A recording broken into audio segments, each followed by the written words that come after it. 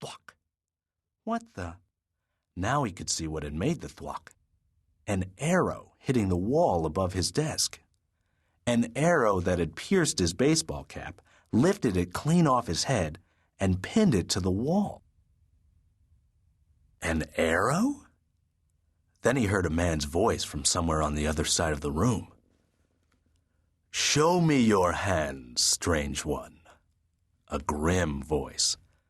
"Stand, slowly, and show me your hands." Kevin was too scared to do anything but obey. His knees were shaking as he stood up, turned toward the bed, and opened his hands in front of him. His hands were shaking, too. "Stop it," he said silently. Somehow, seeing them shake made him feel even more scared. He forced himself to look toward where the voice had come from. About a quarter of a face, half a forehead, and one wary eye, peeped out at him from behind the bed. The owner of that eye was between Kevin and the door. In the next split second, about 1,000,000,000 thoughts ran through Kevin's head, so fast that it was like not thinking at all. How the heck did he get in here? No one else home, windows closed, no good yelling, call 911. Nearest phone in Mom and Dad's room, gotta get past him, gotta get out of here. The man must have seen Kevin's eyes flicker toward the door. "My arrow would end your life before you took a single step," he said. "Do not even think of fleeing. And if you are armed, place your weapon on the floor. Now." The man rose from his crouch holding a bow. A genuine bow and arrow bow. He wasn't aiming it at anything in particular, but he was clearly ready to aim if he had to. "If he aims it at me, I hope I don't pee in my pants." Not armed," Kevin squeaked. The man glared at him. "If you are lying, it will be the last lie you ever tell." "Not lying," still a squeak, but a louder one. Kevin could hardly breathe.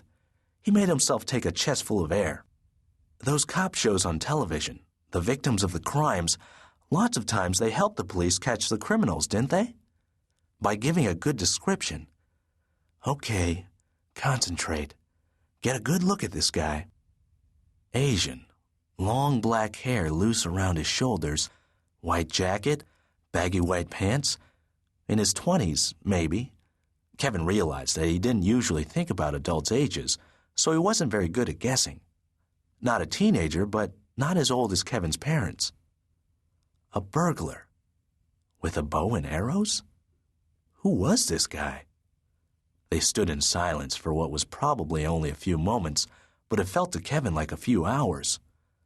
What's he gonna do now? He took another breath.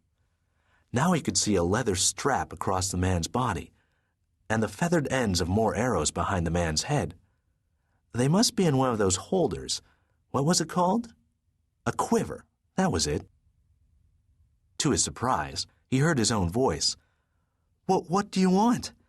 And how did you get in here?" The man frowned. "Did you not see for yourself?" he demanded. "I lost my balance, fell off the tiger, and landed here." Fell off a tiger? Who was this guy? The man kept staring at him fiercely. Definitely at least a little crazy, Kevin thought. Better not make him mad. Kevin was still scared spitless, but somehow it felt better to talk than to stand there shaking. Sorry, Kevin said. What happened to the tiger?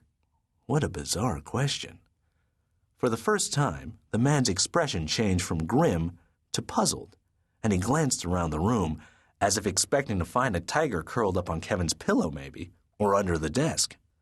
He looked so baffled that Kevin almost felt sorry for him. It's not here, Kevin said. I'd have noticed. He tried to remember if his parents had ever said anything about being burgled. Let them take whatever they want, just don't get hurt. Something like that. He raised his hands a little higher. Take whatever you want, okay? Can I help you find something? The man faced Kevin again. So many questions, he said sternly. Have you no manners? I am the elder of us.